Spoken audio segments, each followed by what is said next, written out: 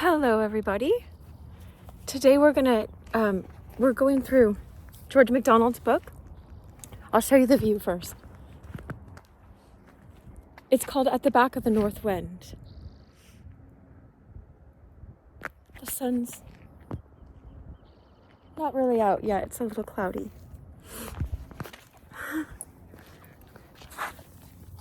Here's our friend. All right. So let's see where we left off and go from there. George MacDonald was, C.S. Lewis called him his spiritual mentor. And so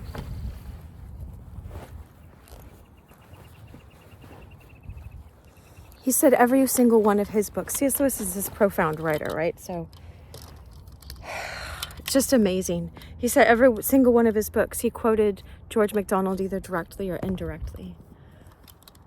I was just sitting up here contemplating before, right? I was meditating and praying, and I was thinking, like, why did Van Gogh keep painting his paintings? Doesn't it look like a Van Gogh sky or landscape?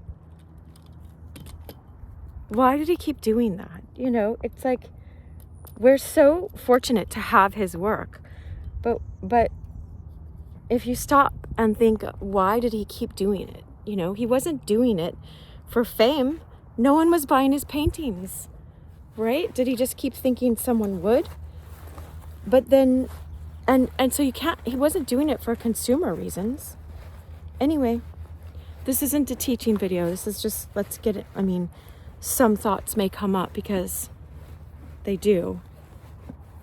But let's get into the story. I try to let, obviously, like 98% of it be just the story. All right, so we had to stop in the middle of a chapter last time. Let me see if this can just sit on this.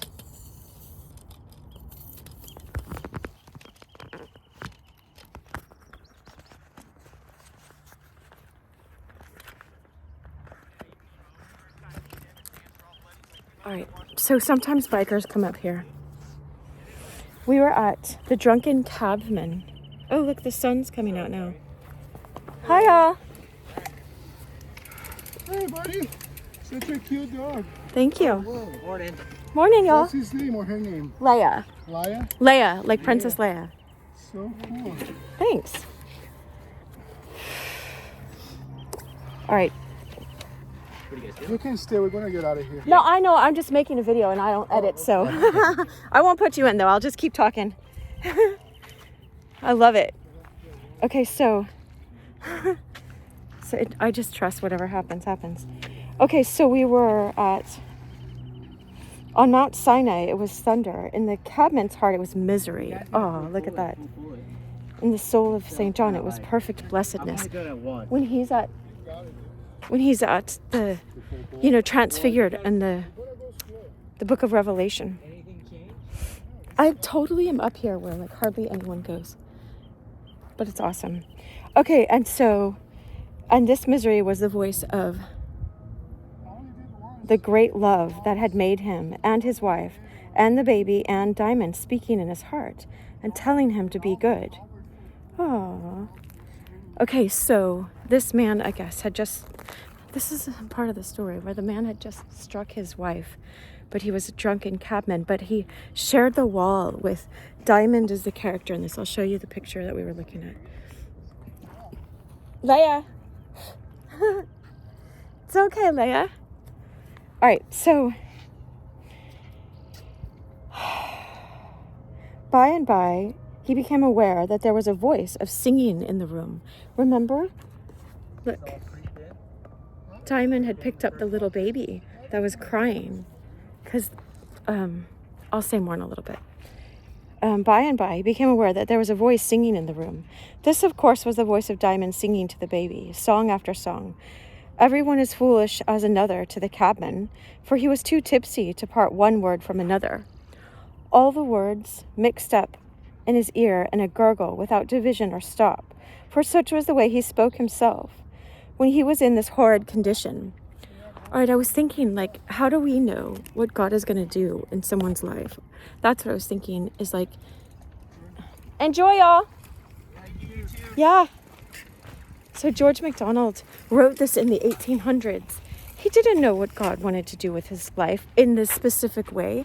He didn't know that in this year, I won't say the year because I want all my videos to be timeless. I learned that from C.S. Lewis. He's like one of my masters for sure. Like, you know, master in theology and teaching and stuff. And so,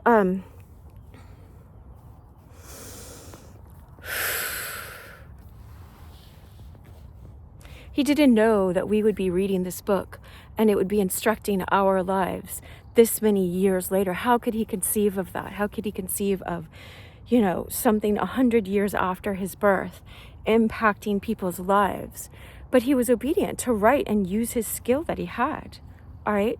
That's just a message I know for me and for someone else here. All right? Just keep being present with the skills you have. And you have no idea, you know, none of us knows if, you know, if we'll live till tomorrow. We don't know that. I'm like, just keep walking in love. There's a verse that says, be tender-hearted one to another. And I'm like, all right, check. I've got that. Not always. When people are cruel to me, then I try to figure out what does tender-hearted mean, or that's when we put on, I mean, we always ought to have the full armor of God on. All right, so what I was going to say, but I didn't want to say it in front of these people that I just met, that, and welcome if this is your first video, it's fine. Trust that it's here for a reason. I do. I totally trust that it came into your eyeballs, your eyes for a reason, you know, or your ears. If you're listening to this on a podcast, I haven't uploaded these to the podcast yet, but if you're listening there, then I did. It's so weird, the nature of time. But, so Diamond and his father and mother had to move to a different house, and they're in this house now, you know, that shares walls with, and this man came home and he's drunk, and Diamond was sleeping, and he heard this guy like hit his wife, and the wife crying and the baby crying, and so he went to go comfort the baby because the wife was, you know, just, I don't know if she was too hurt to comfort the baby. Anyway, this happens in life, and so let's just face it. Okay, so he had forgotten. Okay, it was he, this man, that had struck his wife, but he had forgotten it, but was miserable about it notwithstanding. And this misery was the voice of the great love that had made him and his wife and the baby and Diamond, speaking in his heart and telling him to be good, telling him to leave that way of wretchedness, right? For the great love speaks in the most wretched and dirty hearts. He meets us where we are, right? Only the tone of his voice depends on the echoes of the place in which it sounds, right? See, C.S. Lewis was even quoting him here in a way, indirectly, in Mere Christianity. I was just listening to it yesterday. And C.S. Lewis was saying that a scientist can look at, you know, or astronomers can look at the stars through a telescope. But how we see God is through the lens of our own selves. And so God doesn't abandon us, but sometimes that lens is so dirty, but he'll come to clean it wherever it is. And then blessed are the pure in heart, for they see God. Like, you see God more clearly when you're pure. If you just think, I'll leave it rest. That's a different video. It's more about Van Gogh and stuff. Maybe I'll do that today. All right.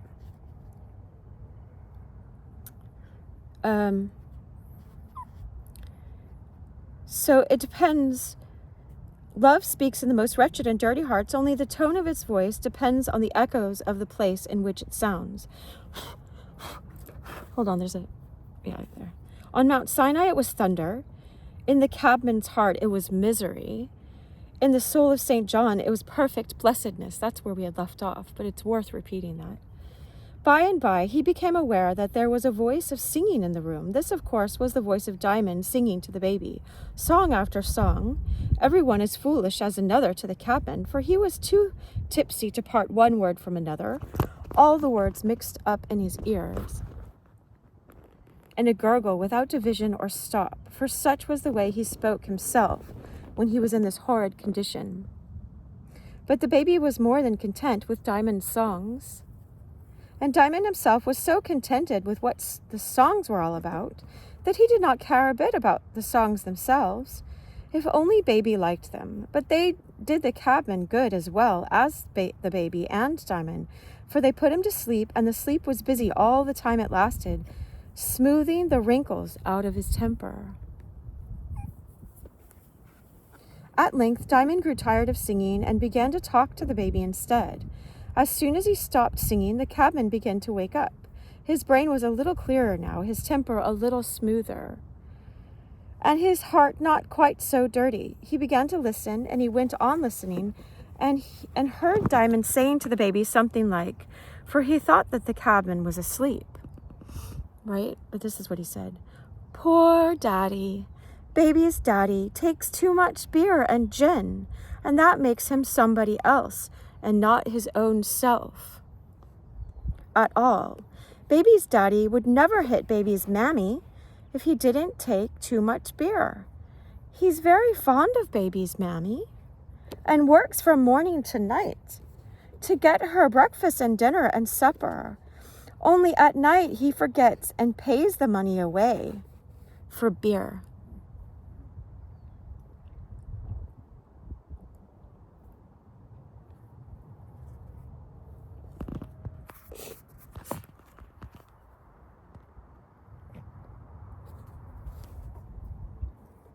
And they put nasty stuff in beer. I've heard my daddy say that drives all the good out and lets all the bad in.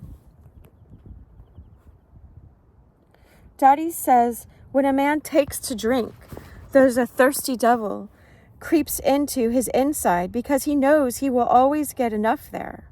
And the devil is always crying out for more drink, and that makes the man thirsty. And so he drinks more and more till he kills himself with it.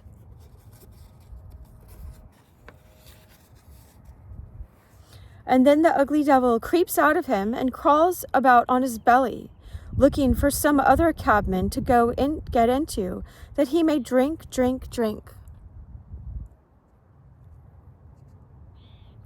That's what my daddy says, baby. And he says, too, the only way to make the devil come out is to give him plenty of cold water and tea and coffee, and nothing at all that comes from the public house. For the devils can't abide that kind of stuff, and creeps out pretty soon for fear of being drowned in it. But your daddy will drink the nasty stuff, poor man. I wish he wouldn't, for it makes Mammy cross with him, and no wonder. And then when Mammy's cross, he's crosser, and there's nobody in the house to take care of them but baby. And you do take care of them, baby, don't you, baby? I know you do. Babies always take care of their fathers and mothers, don't they, baby? That's what they come for, isn't it, baby? And when Daddy stops drinking beer and nasty gin with turpentine in it, Father says, then Mammy will be so happy and look so pretty. And Daddy will be so good to baby. And baby will be as happy as a swallow. Oh, his eyes are on the sparrow, which is the merriest fellow. And Diamond will be so happy too. And when Diamond's a man, he'll take baby out with him on the box and teach him to drive a cab. Right? He kept seeing him just living there. And of course, when the baby grows up, he's like, I'll be a man. I'll teach you how to drive a cab. Wow. He has this vision for the future.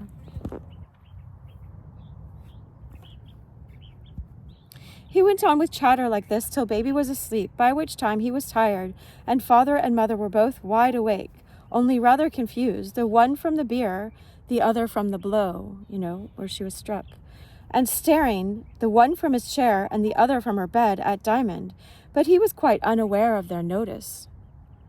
For he sat half asleep, with his eyes wide open, staring in his turn, though without knowing it, at the cabman, while the cabman could not withdraw his gaze from Diamond's white face and big eyes. For Diamond's face was always rather pale, and now it was paler than usual with sleeplessness, and the light of the street lamp upon it. At length he found himself nodding, and he knew that it was time to put the baby down lest he should let him fall. So he rose from the little 3-legged stool and laid the baby in the cradle and covered him up. It was a warm night, and he did not want much covering, and then he all but staggered out of the door. He was so tipsy himself with sleep. "Wife," said the cabman, turning towards the bed, "I do somehow believe that were an angel just gone. Did you see him, wife? He weren't very big, and he hadn't got none of them wingses, you know.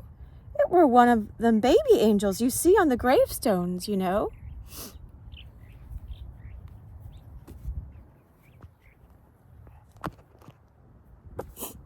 I'm sorry.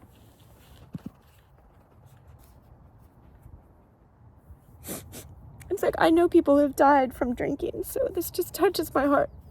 And drinking is also just a symbol of whatever vice we go to. It's keeping us from life, abundant life, right? John 10:10. It's all in John 10:10.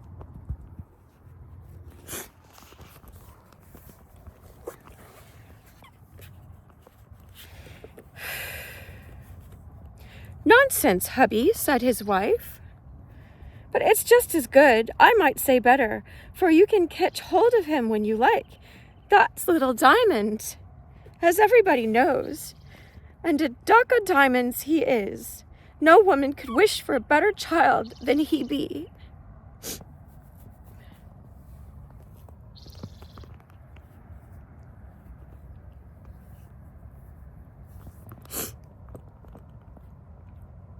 "I heard on him in the stable, but I never see the brat afore. Come, old girl, let bygones be bygones, and give us a kiss, and we'll go to bed." That's what he says. Look, it says it. They're in London, so I can't remember how to do the Cockney accent. Whatever. Give us a kiss. Let's go to bed. All right, let bygones be bygones. All right.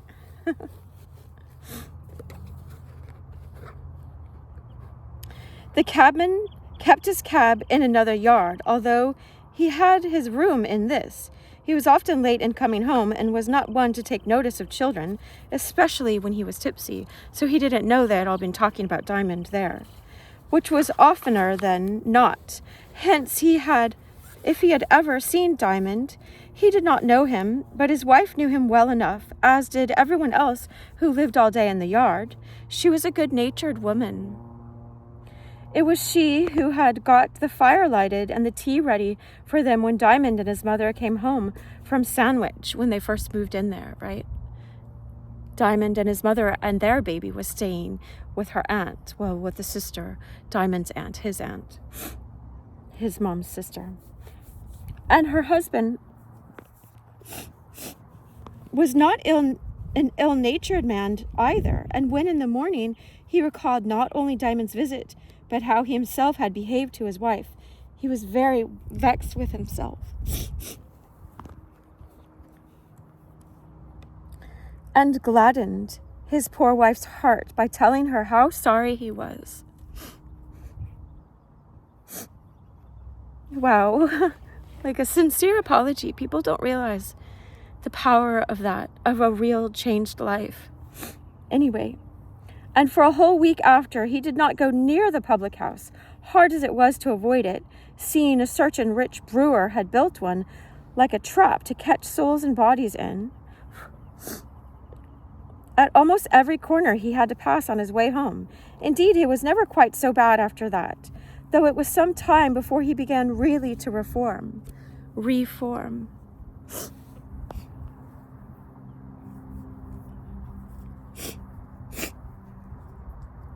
Excuse me. Oh. Okay. All right. I was going to apologize, but I just remember the verse, Jesus wept. All right. He wept over Lazarus, even knowing he was going to raise Lazarus from the dead. He wept with him, right? So we have no idea what's going to go in people's future, but we can weep in the moment for any of this that's sad, any ways that we're dead like Lazarus and wrapped up in this world like he was wrapped up. Jesus said, rise, get up, unwrap him with the trappings of this world, right? Then people wanted to kill him afterwards because they didn't like the miracle they saw in Lazarus because they knew he had been dead 4 days. Anyway, this happened. Let's live in a way that we know that happened. Anyway, chapter 19, called Diamond's Friends. One day when old Diamond was standing with his nose in his bag between Pall Mall and Cockspur Street, this is in London, right? And his master was reading the newspaper on the box of his cab, which was the last of a good many in the row, so he was in a line to pick up people. So he was last, so he had time to look at the newspaper, his father. Little Diamond got down for a run, for his legs were getting cramped with sitting. And first of all, he strolled with his hands in his pockets up to the crossing, where the girl and her broom were to be found in all weathers. All right, we ran into her earlier in the story. Just as he was going to speak to her, a tall gentleman stepped upon the crossing.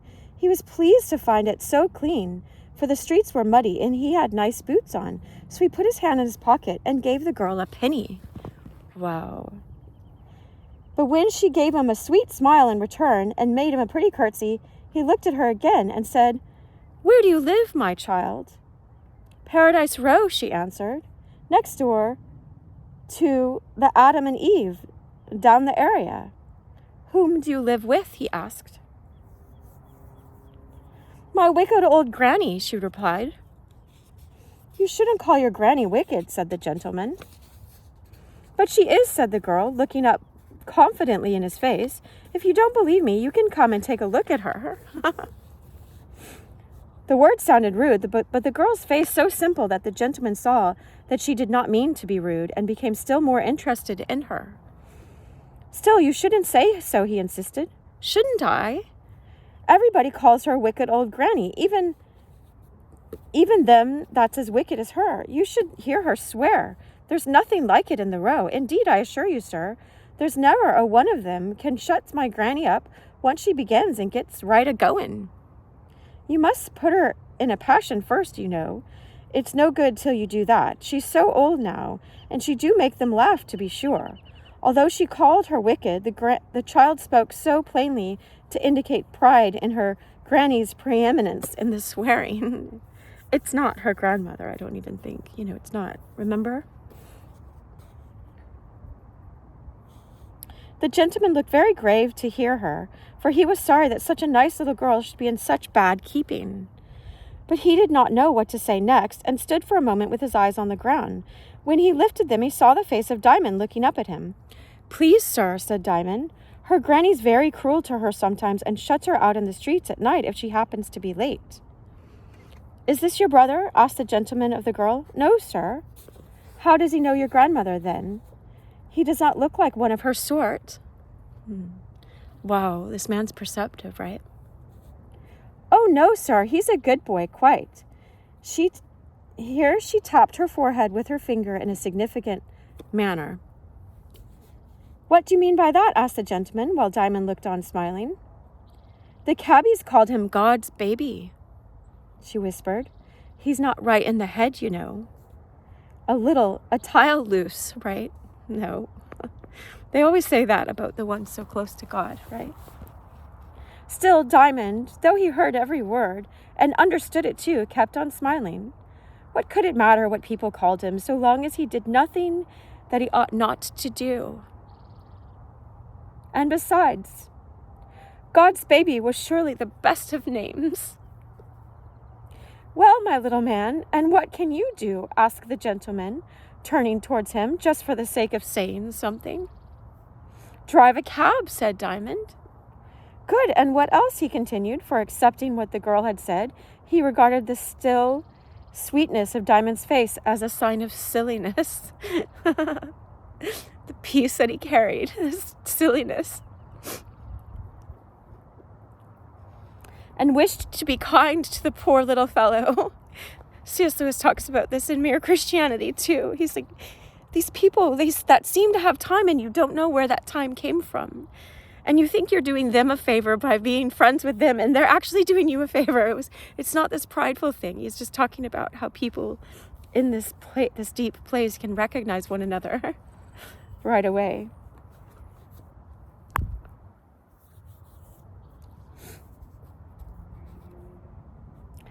I can nurse a baby, said Diamond, like rock the baby and sing them. Well, and what else? I clean father's boots and make him a bit of toast for his tea. You're a useful little man, said the gentleman. What else can you do? Not much that I know of, said Diamond. I can't curry a horse except somebody puts me on his back, so I don't count that, when he brushed Diamond's horse. Can you read? No, but mother can and father can, and they're going to teach me some day soon. Well, here's a penny for you. Thank you, sir. And when you have learned to read, come to me and I'll give you 6pence and a book with fine pictures in it. All right, so how is he going to find him? Does he have a card? Please, sir, where am I to come? Asked Diamond, who was too much a man of the world not to know that he must have the gentleman's address before he could go and see him. You're no such silly, thought he, as he put his hand in his pocket and brought out a card. There, he said, your father will be able to read that and tell you where to go.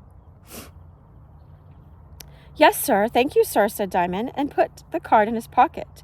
The gentleman walked away, but turning round a few paces off, saw Diamond give his penny to the girl, and walking slower,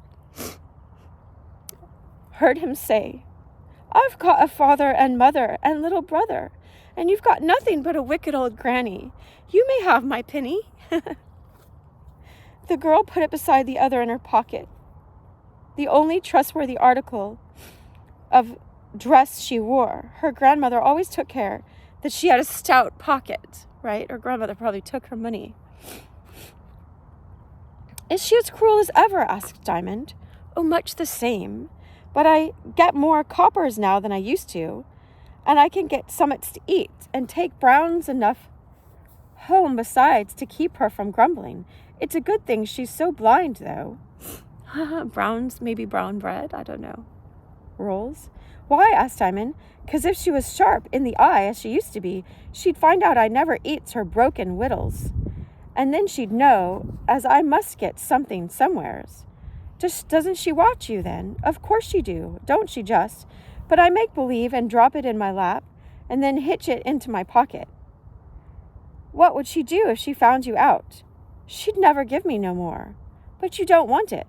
Yes, I do want it. What do you do with it, then? Give it to Crippled Jim. Aw, this other man you can't eat, I guess. Who's Crippled Jim? A boy in the row. His mother broke his leg when he were a kid. So he's never come to much, but he's a good boy, is Jim, and I love Jim dearly. I always keeps off a penny for Jim, leastways as often as I can. But there, I must sweep again, for them buses make no end of dirt. Diamond, Diamond, cried his father, who was afraid he might get no good by talking to the girl, and Diamond obeyed and got up again upon the box. He told his father about the gentleman and what he had promised if he would learn to read, and showed him the gentleman's card. Why, it's not many doors from the Mews. From where they live. They live in the Mews. M-E-W-S. Said his father, giving him back the card. Take care of it, my boy, for it may lead to something. God knows, in these hard times, a man wants as many friends as he's ever likely to get, right? Haven't you got friends enough, father? Asked Diamond. Well, I've no right to complain, but the more the better, you know. Just let me count, said Diamond, and he took his hands from his pockets and, spreading out the fingers of his left hand, began to count. Hi, y'all. Hi, we're back. Oh, yeah. I was like, I recognize you. Yeah. Enjoy. Leia? Leia. Like Leia. Princess Leia, huh? Yeah, y'all too. They circle back around, you guys. Isn't that cool? I ought to know what that trail is then. I haven't gone on that one. It's cool when you haven't gone on a trail. But I don't want to walk on one that bikes are going to run me over because whatever, but I could come on my bike. All right. He took his hands from his pockets and spreading out the fingers of his left hand, began to count, beginning at the thumb. There's mother first, and then baby, and then me. Next there's old Diamond, that's their horse, right? And the cab. No, I won't count the cab, for it never looks at you. And when Diamond's out of the shafts, it's nobody. Then there's the man that drinks next door, and his wife, and his baby. They're no friends of mine, said his father. Well, they're friends of mine, said Diamond. It's so sweet. His father laughed. Much good they'll do you, he said. How do you know they won't? Returned Diamond. Well, go on, said his father. Then there's Jack, who owns, he owned the horse that Diamond, he sold to him. And Mr. Stonecrop, and dearie me, not to have mentioned Mr. Coleman and Mrs. Coleman and Miss Coleman, who he used to work for, Diamond's father. And Mrs. Crump, and then there's the clergyman that spoke to me in the garden that day. The tree was blown down. What's his name? I don't know his name. Where does he live? I don't know. How can you count him then? He did talk to me very kind-like, too. His father laughed. Why, child, you're just counting everybody you know. That don't make 'em friends. Then there's the lady at the back wind. You know, anyway, the back of the north wind. It's just the north wind itself. That's her. Anyway, that don't make 'em friends. Don't it? I thought it did. Well, but they shall be my friends. I shall make 'em. And I love that. I know that. How will you do that? They can't help themselves. If they would. If I choose to be their friend, you know, they can't prevent me. There's that girl, then there's that girl at the crossing. A fine set of friends you do have, to be sure, Diamond.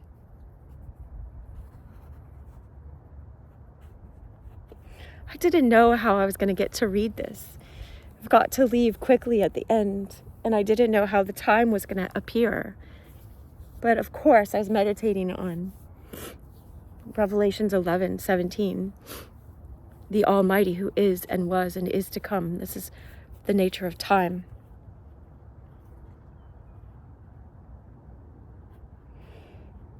Surely she's a friend anyhow, Father. If it hadn't been for her, you would never have got Mrs. Coleman and Miss Coleman to carry home. His father was silent, for he saw that Diamond was right, and was ashamed to find himself more ungrateful than he had thought, right? She's the one that was trying to help them out, and stopped Miss Coleman and Mrs. Coleman from getting into another cab. And you can listen to that. It might be the 7th hour of this, or the 6th. I'm not sure. Then there's the new gentleman, Diamond went on. If he do as he say, interposed his father. And why shouldn't he?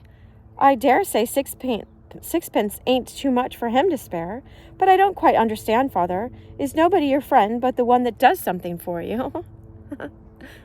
Right? No, I won't say that, my boy. You would have to leave out baby then. Oh, no, I shouldn't. Baby can laugh in your face and crow in your ears and make you feel so happy. Call you that nothing, Father? The father's heart was fairly touched now. He made no answer to this last appeal, and Diamond ended off with saying, and there's the best of mine to come yet. And that's you, Daddy, except it be Mother, you know. You're my friend, Daddy, ain't you? And I'm your friend, ain't I? And God for us all, said his father. And then they were both silent, for that was very solemn.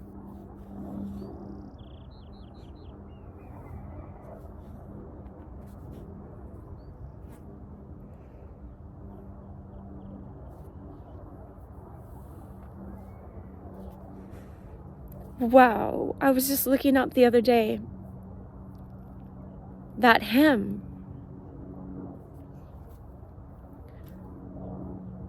What a friend we have in Jesus.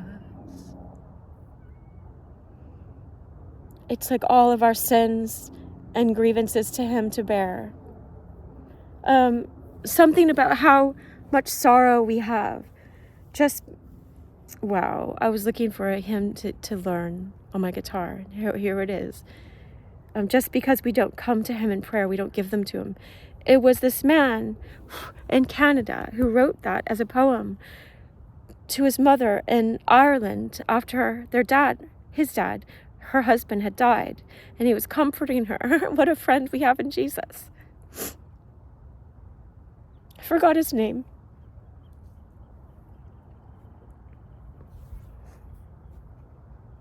All because we don't carry all of our pains to him in prayer.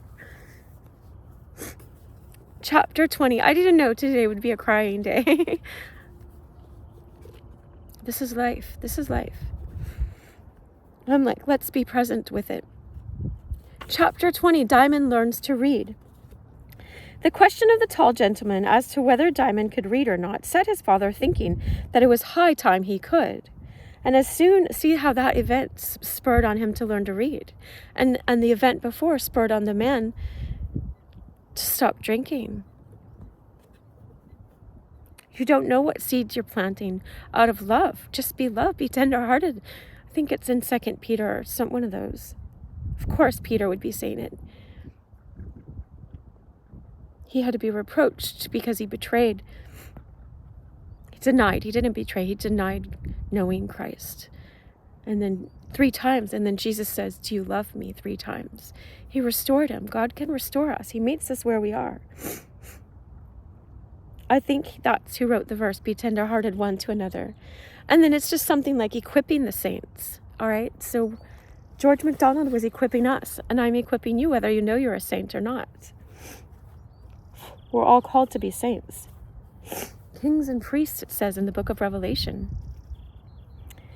And as soon as old Diamond was supported and bedded, suppered.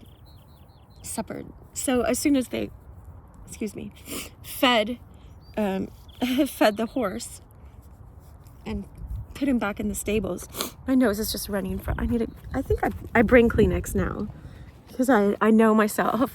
I went into confession once and it was like, I brought Kleenexes. And he's like, yeah, rookie move not to bring in Kleenexes. When you're bearing your soul before God, before another person, just as a witness to know, like, that's been said, it's done. It's done. I said it. The enemy can't keep accusing you after that. I mean, you can't anyway. It says confess your sins one to another and you shall be healed. Right? If you want a little pro tip of how to be healed. But not to an untrustworthy person. At least to a mostly trustworthy person. Ask God to help you find someone. But you can confess straight to God as well, right? Okay, so... And he began task that very night, but it was not much of a task to Diamond. For his father took, for his lesson book, those very rhymes his mother had picked up on the seashore. They found this book just laying there, And as Diamond was not beginning too soon, he learned very fast indeed. Because he wasn't rushed at it early as a child. Remember, didn't they say that Einstein didn't speak until he was like 6 years old? Right? Maybe he was just deep in presence and knowing for a lot longer. Before he was just lost in the verbal world. I don't know. Within a month, he could spell out most of the verses for himself, but he had never come upon the poem he thought he had heard his mother read from it that day. He had looked through it and through the book several times after he knew the letters and a few words, fancying he could tell the look of it, but he had always failed to find one more like it than another. So he wisely gave up the search till he could really read. Wow. The sun came back out.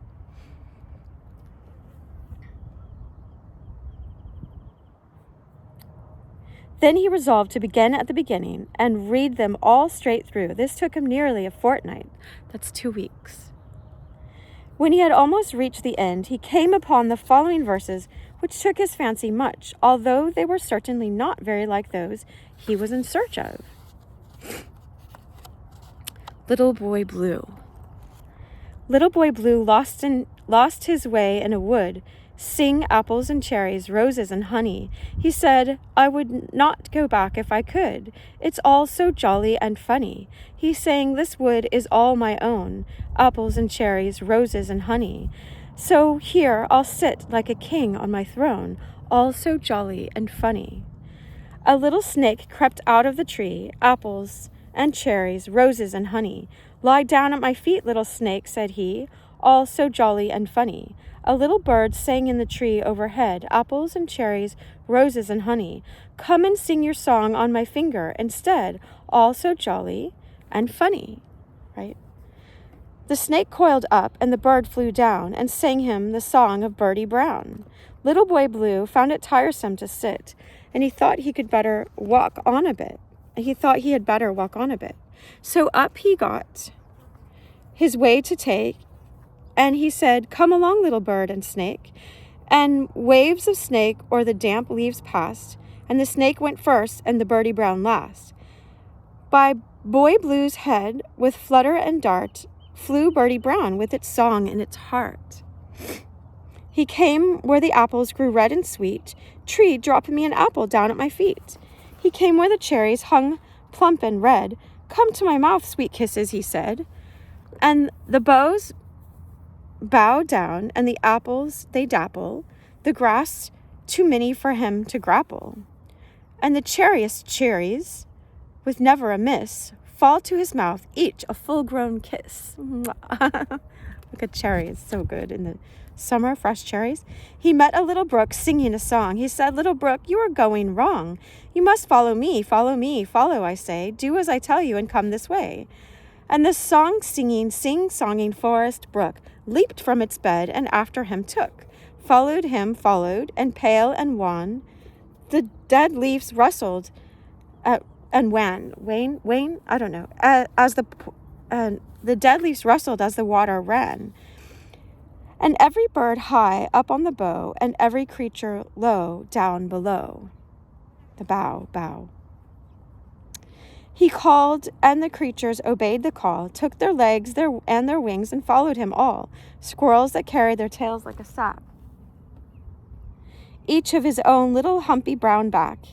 Householder snails and slugs all tails, and butterflies flutter bys, ships all sails. And weasels and ouzels and mice and larks, and owls and rear mice and harky-darks, all went running and creeping and flowing after the merry boy fluttering and going. The dappled fawns fawning, the fallow deer following, the swallows, wow, and flies flying and swallowing, cockchafers, hen chafers, cockyoli birds, cockroaches, hen roaches, cuckoos in herds. The spider forgot and followed him spinning, and lost all his thread from end to beginning. The gay wasp forgot his rings and his waist. He never had made such undignified haste. The dragonflies melted to mist with their hurrying. The mole in his moleskins left his burrowing. Look, here's a picture.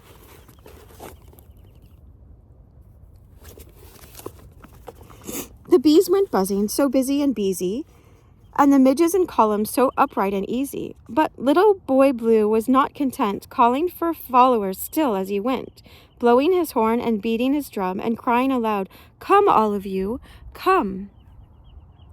He said to the shadows, "Come after me," and the shadows began to flicker and flee. And they flew through the wood, all flattering and fluttering, over the dead leaves flickering and muttering. And he said to the wind, "Come, follow, with whistle and pipe." Look, there's a butterfly. Do you see it? I can see it and its shadow. There was just the butterfly out sails. Wow.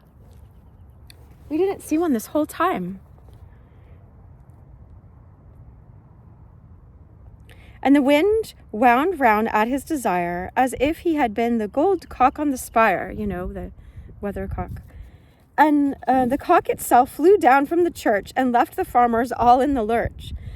They run and they fly, they creep and they come, everything, everything, all and some. The very trees they tugged at their roots, only their feet were too fast in their boots. After him leaning and straining and bending, as though their bowls, he kept walking and winding, till out of the wood he burst on a lea, shouting and calling, "Come after me." And they rose up with a leafy hiss and stood as if nothing had been amiss. Little Boy Blue sat down on a stone, and the creatures came round him, every one. And he said to the clouds, "I want you there." And down they sank through the thin blue air. And he came to the sunset.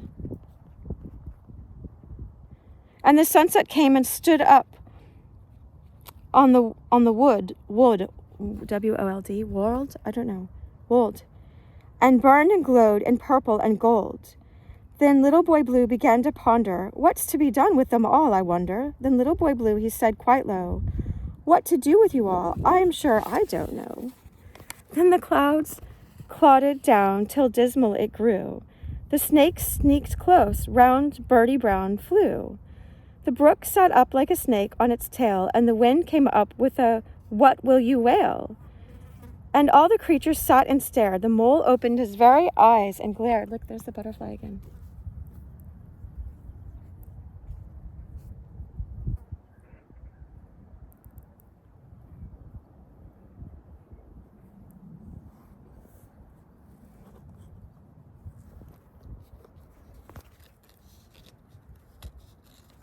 I hope it's showing up on the screen.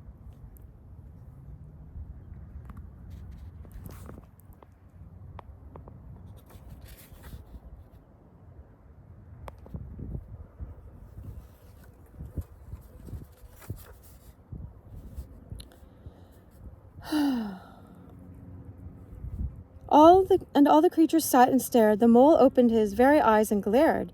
And for rats and bats and the world and his wife, there's a bee on my head too. Little Boy Blue was afraid of his life. Then Birdie Brown began to sing, and what he sang was the very thing. "You have brought us all hither, Little Boy Blue. Pray, what do you want us all to do?" Go away, said Little Boy Blue. "I'm not sure I don't want you to. I don't want you. Get away, do." "No, no, no, no, no, yes, and no, no," sang Birdie Brown. "It mustn't be so. We cannot for nothing come here and away. Give us some work, or else we stay." "Oh dear, and oh dear," with a sob and with sigh, said Little Boy Blue, and began to cry. But before he got far, he thought of a thing, and he stood up and spoke like a king. "Why do you hustle and jostle and bother? Off with you all, take me back to my mother." The sunset stood at the gates of the west. Follow me, came from Birdie Brown's breast. "I am going that way as fast as I can," said the brook as it sank and turned and ran. Back to the woods fled the shadows like ghosts. "If we stay, we shall all be missed from our posts." Like on Dancing on the Highway. It's, my friend Elliot saying, "I'm here at my station all night, so come on by if you feel like." We're dancing on the highway. Said the wind with a voice that had changed its cheer, "I was just going there when you brought me here." "That's where I live," said the sack-backed squirrel, and he turned his sack with a swing and a swirl. Here's a picture of them all.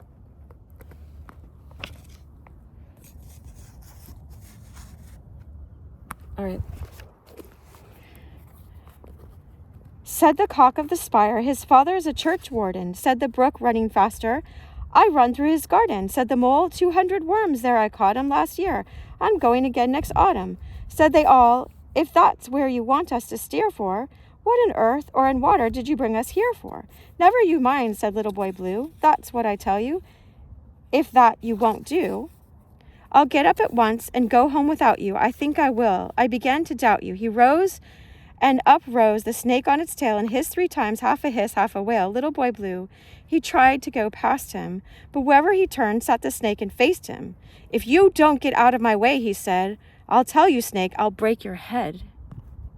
The snake, he neither would go nor come, so he hit him hard with the stick of his drum. The snake fell down as if he were dead. The Little Boy Blue set his foot on his head. And all the creatures, they marched before him, and marshaled him home with a high cockolorum. The birdies brown sang, twir, twitter, twir, twee, apples and cherries, roses and honey. Little boy blue has listened to me, all so jolly and funny. The next chapter is 21. There was a song when I was a little kid, and I didn't understand what it was saying, but it kept going, hi, hi, hi, cockalorum. And I didn't know why I loved that song, and I didn't know what it meant. And then we see that word. I'm flabbergasted or amazed. Anyway, I'm in awe. I wish you love. I gotta go. Much love. I'll end there.